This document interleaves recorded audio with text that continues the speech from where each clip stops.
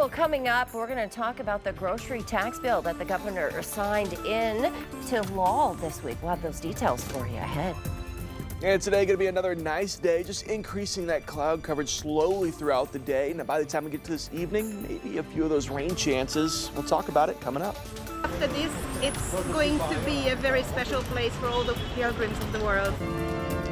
Preparations are underway for Pope Francis's burial. Plus, how people around the world are planning to bid farewell to the religious leader. But first, a live look outside in Bentonville for you. A beautiful sunrise on this Wednesday. 5 News This Morning now.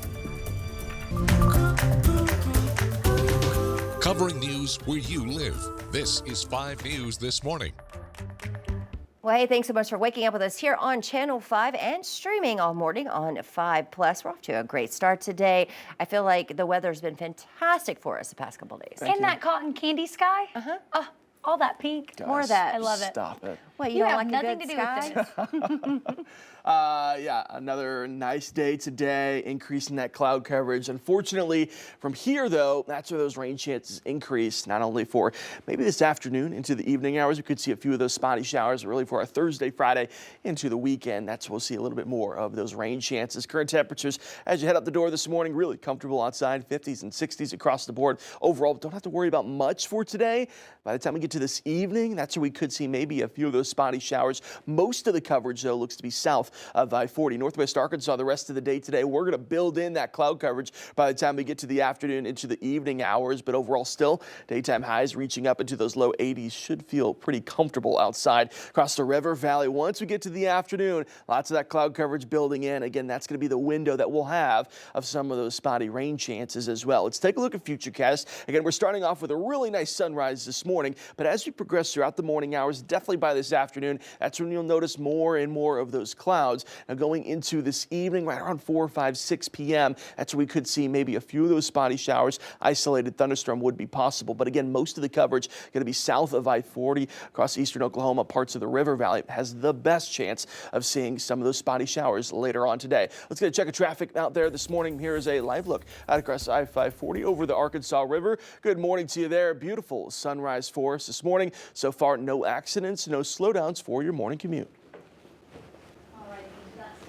A Fort Smith man sentenced to life in prison for the death of a man from Springdale. Daniel Blanks pled guilty to kidnapping resulting in death. The charges are connected to the death of a 39-year-old from Springdale, Richard Phillips. According to prosecutors, the judge noted that Blank had ties to white supremacist groups as a significant factor in his decision to impose a life sentence. And an Arkansas pastor who was once a foster parent in Benton County has been sentenced to more than 100 years in prison for possession of child sexual abuse materials. James Henry was working in Pike County, Arkansas, when the National Center for Missing and Exploited Children discovered he was sharing photos and videos online. Henry and his wife previously worked as house parents with New Song Church in Centerton until about 4 years ago. And this morning here at 6:32, we're taking a live look out at the Arkansas Capitol this morning. Governor Sanders has signed a bill to exempt groceries from the state sales and use taxes. The Grocery Tax Relief Act will eliminate the current 1/8 of a cent sales tax. That means shoppers who spend $100 on groceries will save 12 to 13 cents. And if you spend $200, the savings go up to 25 cents. Scott Harden with the Arkansas Department of Finance says Arkansans can save about $10.9 million each year overall. The tax cut will take effect in January of next year. Well, this morning we're learning about a case of whooping cough at a Central Arkansas school. Watson Chapel High School in Pine Bluff confirmed the case Tuesday morning. The student with whooping cough has not been in school since last Wednesday. The district immediately began working with the Department of Health to notify the public and start protocols to trace the spread of the virus.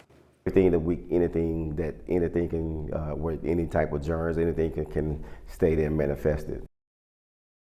Well, as of Tuesday afternoon, the superintendent said that there have not been any other students with symptoms. Last year, Arkansas reported more than 200 cases of whooping cough. The illness can take 5 to 10 days to present itself and last around 3 weeks. Signs include runny or stuffy nose, red and watery eyes, and a fever or cough. Well, spring is here in Arkansas. Farmers, they're working to harvest their spring crops. However, strawberry farmers in the state are facing a new challenge, a disease called Neopy, which has traveled 900 miles from Florida to the natural state.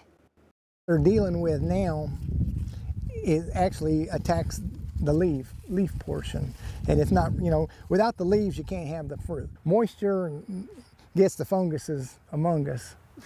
It helps spread it, and plus rainfall. Those with U of A Agriculture say that the disease can cause leaf spots, fruit rot, and even collapsing plants. But Barnhill, who you heard from, says what's helped keep the fungus away on their farm is a clean product. If the disease pops up, he says it's good to isolate the affected plant from others in the field. Well, now to the latest on the affordable housing crisis. Local, state, and even federal leaders gathered in Northwest Arkansas to talk about solutions. Congressman Steve Womack took Housing and Urban Development Secretary Scott Turner and Governor Sanders for a tour of the district on Tuesday, spotlighting local initiatives and opportunities for redevelopment. At a state level, Governor Sanders says working together with the federal government is key. A lot of the funding that comes for these programs comes from the federal side, but they're right to take a look at what are the most effective programs. Are we spending money efficiently and effectively?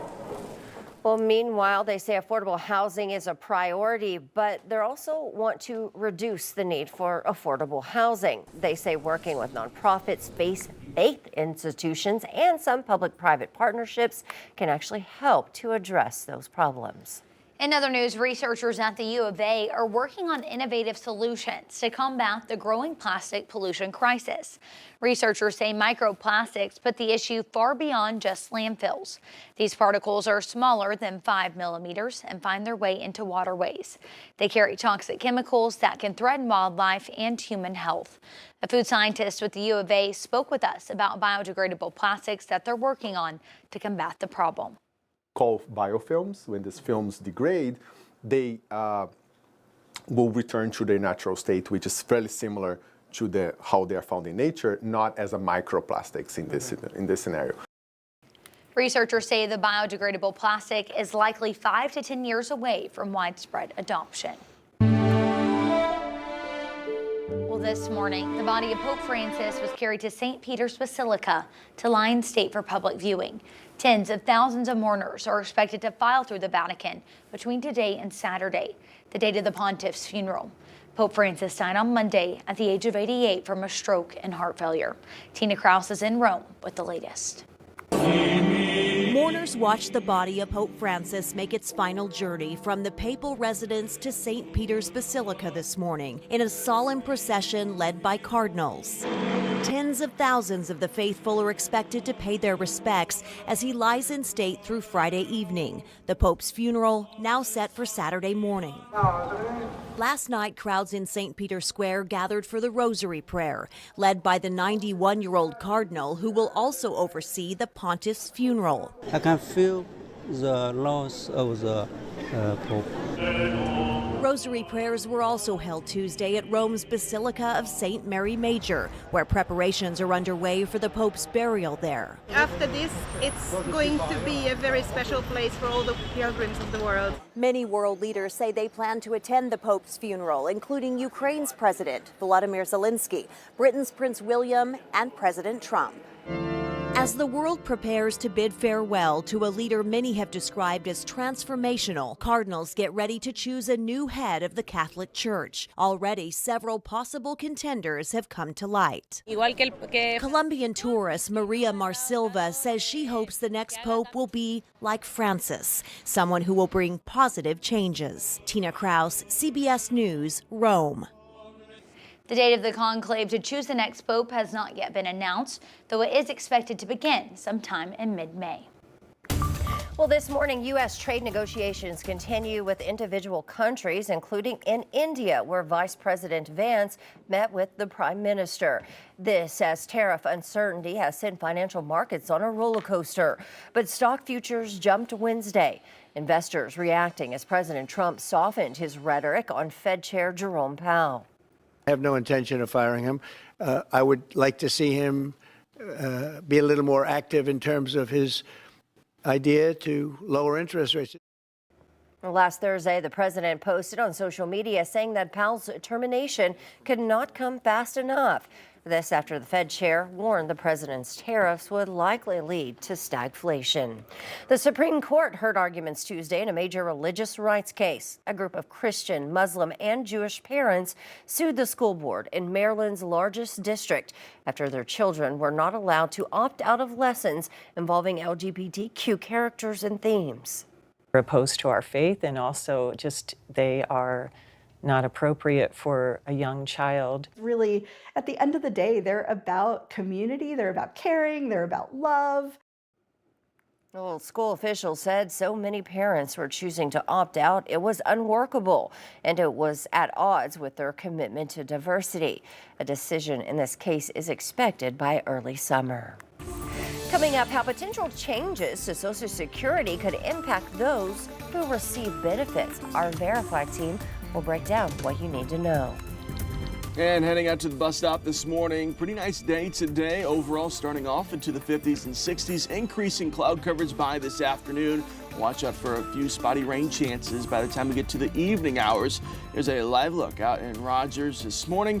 Good morning to you so far. No accidents, no slowdowns that drive into work or leaving for school. Looks great.